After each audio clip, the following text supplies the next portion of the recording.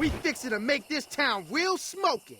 Before we start this conversation, I do want to ask, please subscribe to the channel. We are so close to 9,000 subscribers, only a few away. Thank you to everyone who has, who is, and who will. With that being said, let's start this discussion. Things are starting to heat up.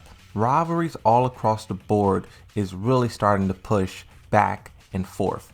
Tekken and Street Fighter. Here comes the new challenger. Mortal Kombat has arrived. But even on a larger scale, when you think about gaming as a whole, the balance is shifting. Xbox Series X and S has sold a combined 18.5 million consoles. PS5 has sold 30 million, so that's 12 million more. That rivalry is incredibly intense, and I'm pretty sure you guys probably heard of this by now, but Xbox is trying to buy Activision to even the playing field. And I know some of you guys may think, what does this have to do with Tekken? And I'll tell you, Bandai Namco, the people who make Tekken, Warner Bros, the people who make Mortal Kombat, and Nintendo, the people who make Smash, all support this deal. They're all backing Xbox in this exploration. When you focus in a little bit more on the FPS genre, on Call of Duty, I have a tweet here from Dr. Disrespect that explains it all. In my 7 years of streaming, I don't think the industry has been worse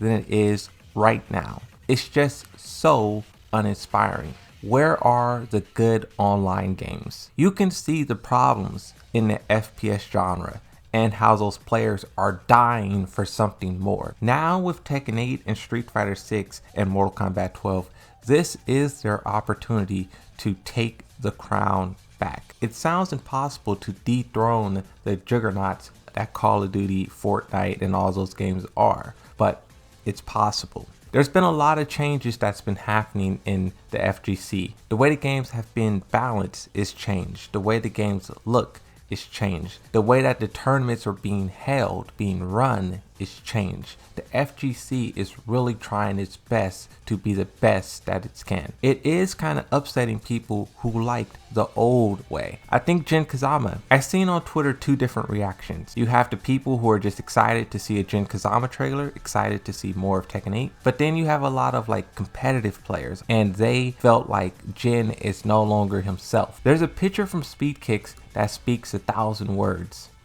Even when I watched the gameplay, I didn't see anything on Twitter, anything on Reddit. When I watched it, it really didn't look like Jin Kazama. Backflipping, spinning around.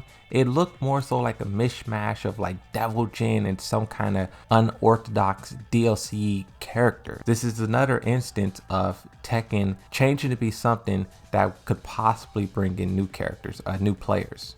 I did a little bit of research on Akira to see what they're up to. A lot of people are waiting to see when a Tekken 7 update will be made. The balancing is still Bandai Namco, but bug fixes, netcode, and everything is now in Akira's hands. In doing some research, I discovered that just a couple of days ago, they did a major update for a Tetris video game. Now, even though this isn't Tekken, once again, this is something totally different, but this just shows that the gears are turning there. Right now, they're fixing Tetris.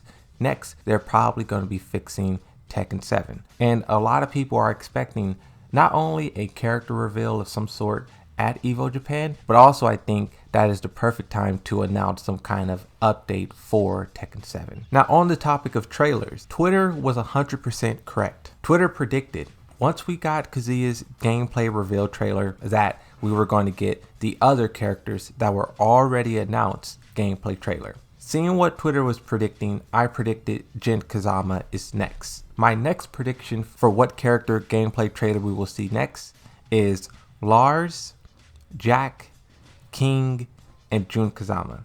That is the order that I think will play out. Let me know down below what you think the order of the characters you think the trailers will follow. The final thing that I want to talk about is what Jin Kazama says in the trailer. The subtitles on the trailer says strength isn't everything.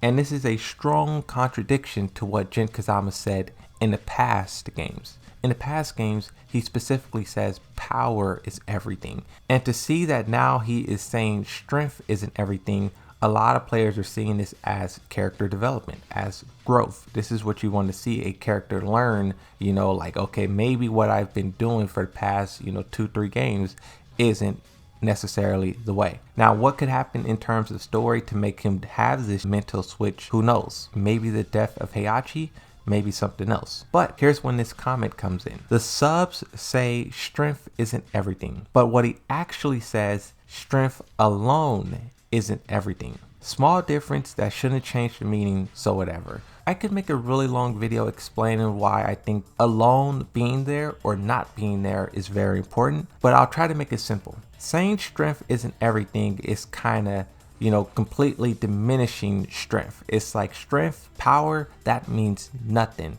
at all. But then when you say strength alone isn't everything, that kind of makes it feel like you do need to be strong. You do need power, at least a little bit. Also, maybe a good plan, maybe allies, maybe team, maybe something else to back up that strength. It is a small difference, but I think it's an important difference. Let me know what you guys think about everything I discussed in this video. This isn't a normal news roundup. From just looking at it, it wouldn't seem like there's a lot of major things happening, but when you really focus on it and analyze it, there is a lot more that meets the eye. But that's it. Thank you everyone for watching. Make sure you subscribe to the channel, leave a like on this video, and also share it with others. Thank you for watching, and I'll see you in the next one. Bye bye.